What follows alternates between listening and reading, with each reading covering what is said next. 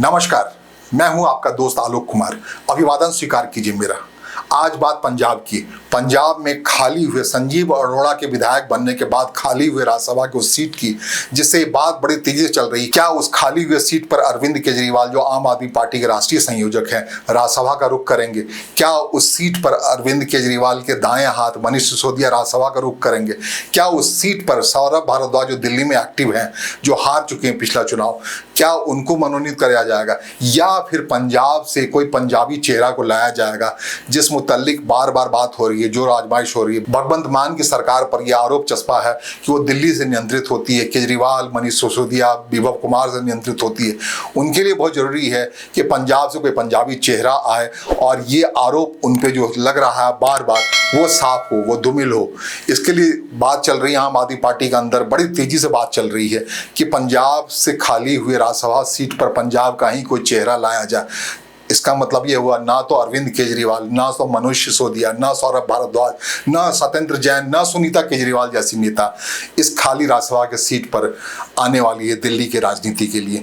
इसके कई मायने हैं। अरविंद केजरीवाल के लिए दुविधा ये है कि अगर वो राज्यसभा में चले आते हैं, आ जाएंगे बड़े आसानी से मीडिया आकलनों के मुताबिक, लेकिन अगर वो राज्यसभा में आते हैं तो राज्यसभा में आने के बाद उनको हर वक्त बेवक्त पर सरकार के खिलाफ खड़ा होना होगा, इंडिया गठबंधन की ओर खड़ा होना होगा, कांग्रेस के साथ तालमेल बनानी होगी।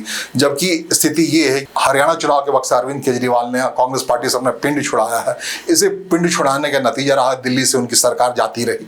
फिर भी उस कीमत के बावजूद वो चाहते हैं कि 2029 का लोकसभा चुनाव अगर वो एक कांग्रेस पार्टी या इंडिया गठबंधन से दूर हट के लड़ेंगे तो उनके लिए ये एक संभावना 2029 में एक संभावना बनी रहेगी कि वो कांग्रेस के पिछलग्गू नहीं है, अपना एक स्वतंत्र अस्तित्व वाले व्यक्ति हैं और 2029 तक के सफर को कुछ इस तरीके से तय करना चाहते हैं जिस ढंग से गुजरात में तय कर रहे हैं। गुजरात में जो एक सीट पर उनको सफलता मिली है, इसी ढंग से वो चाहते हैं 2027 में उत्तर प्रदेश में कुछ कमाल करें। उत्तर प्रदेश में वो तैयारी कर रहे हैं अच्छे तरीके से चुनाव लड़ने की।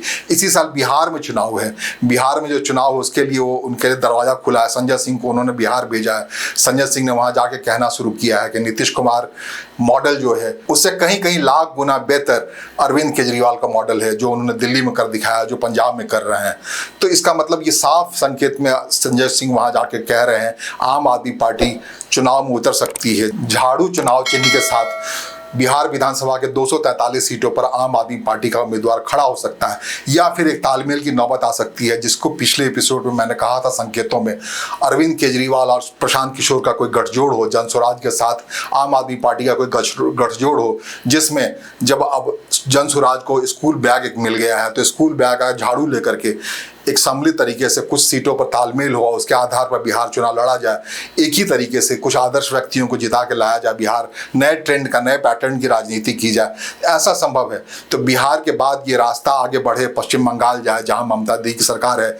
ममता दीदी यानी मुख्यमंत्री ममता बनर्जी का अरविंद केजरीवाल और जनसुराज के नेता प्रशांत किशोर से बराबर और बहुत अच्छे रिश्ते हैं। कांग्रेस पार्टी के खिलाफ ममता बनर्जी, अरविंद केजरीवाल और प्रशांत किशोर ने एक नैरेटिव खड़ा किया है जो मुकाबिल है भारतीय जनता पार्टी से। तो ये त्रिकोण अगर अगले साल पश्चिम बंगाल में जाके मिलता है, पश्चिम बंगाल ही क्यों, उसके आगे त्रिपुरा में चुनाव होना है अगले ही साल, उसके अगले साल जाकर असम में चुनाव होना है। तो ये जो त्रिकोण गठजोड़ बन रहा है ये बड़ा इंपॉर्टेंट है। ये अगर ट्रैवल करते हुए 2029 तक जाए तो अरविंद केजरीवाल काफ़ी फायदा कर जाएगा अगर वो राज्यसभा में नहीं जाते हैं अभी, और इस पर ही काम करते हैं। देशव्यापी चुनाव जो आने वाले दिनों में, विधानसभा के चुनाव, अगले साल ही तमिलनाडु का चुनाव है, अगले साल है केरल का चुनाव है। तो बिहार, पश्चिम बंगाल, केरल, त्रिपुरा, पुडुचेरी, इन सारे राज्यों के चुनाव के बाद अगले साल आने वाला है उत्तर प्रदेश का चुनाव। उत्तर प्रदेश के चुनाव में आम आदमी पार्टी काफ़ी हद तक इंटरेस्टेड है। तो आप समझ सकते हैं ये रास्ता तय करता है 2029 के लोकसभा चुनाव का। उस समय अगर भारतीय जनता पार्टी के मुकाबिल खड़ा होना है, मजबूती से खड़ा होना है, माइनस कांग्रेस जाके खड़ा होना है, तो ये एक्सरसाइज बहुत जरूरी है।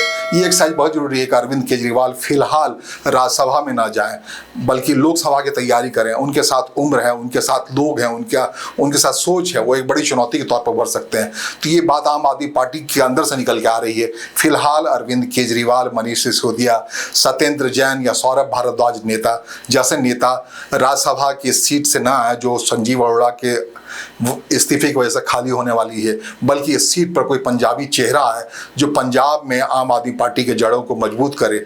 आम आदमी पार्टी पर इल्जाम जो बार बार लग रहा है कि वो दिल्ली के नेताओं के द्वारा संचालित है, वो आरोप धूमिल हो। सुनीता केजरीवाल ना आए, बल्कि कोई पंजाबी चेहरा ही राज्यसभा में आए, इस राज्यसभा खाली होनी इस सीट को लेकर के। तो देखिए क्या होता है, राजनीति बड़ी दिलचस्प है, उसे अपने हिसाब से समझना चाहिए। और इसे समझने के लिए जरूरी है कि आप मेरे इस चैनल को सब्सक्राइब करें, लाइक करें, कमेंट करें, ताकि मेरा हौसला बना रहे। नित नए तरीके से जो देश में जो कुछ घटित हो रहा है राजनीति के तौर पर, उसकी बातें आप तक लेके आऊँ। धन्यवाद, नमस्कार।